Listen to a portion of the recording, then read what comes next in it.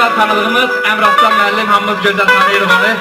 11 yaşı toy haqqında bir gözəl balaca yazısı var. İcazə verin o toyla, o şehirdən inşallah mən sizə biraz hoş verək. Qadir Zəddət gözəl sənətkarımızdan inşallah zövqünüzü okşayan musiqi gələcək. Şadlıqla keçən hər anımız bir elə taydır. Şadlıkların ay cavanlar, en kamili, en incəti toydur.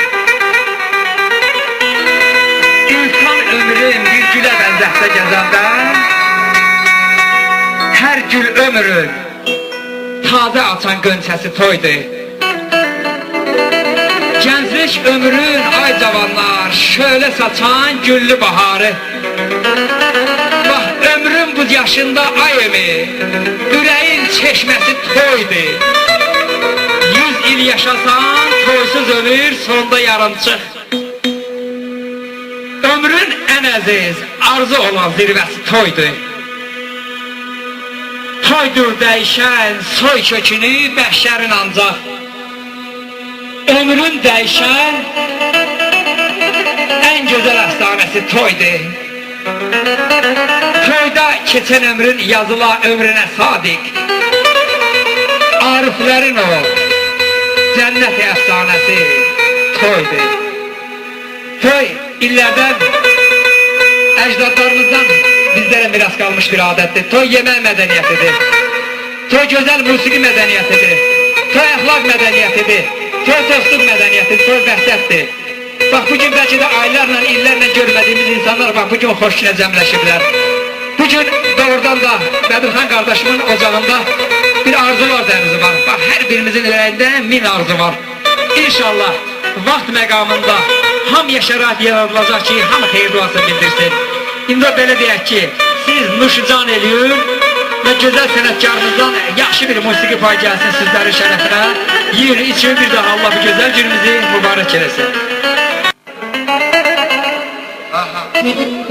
Allah xoşbaxt eləsin. Tamadamız çok güzel danışdı. O tamadan danışımından sonra mənə ehtiyac yoxdur. Gözəl müğənnimiz var burada, müğənnilərimiz var burada daha doğrusu. Fikrət, Allah canı sağ eləsin, mən ona fəxr edirəm ki, bizim gələcəyimiz. Dünən bir məclisdəydik. Orada bizdən başqa da fərqi yoxdur, Azərbaycanlı yox. Her eldən bir müğənni vardı, bir Qarabağ zonası bir gözəl müğənni vardı orada. Çox gözəl oxuyurdu, maşallah. Və adama ləzzət edir ki, bizdən də orada zilxan oxuyanlar vardı. Rəşad oradaydı, Elbrus oradaydı. Yəni hardasa bir zilxan oxuyanda sevinirsən ki, sənin də elində bir zilxan oxuyan var ki, onu qabağına çıxardı, bir göyərçindən zaddan qoyacaq da.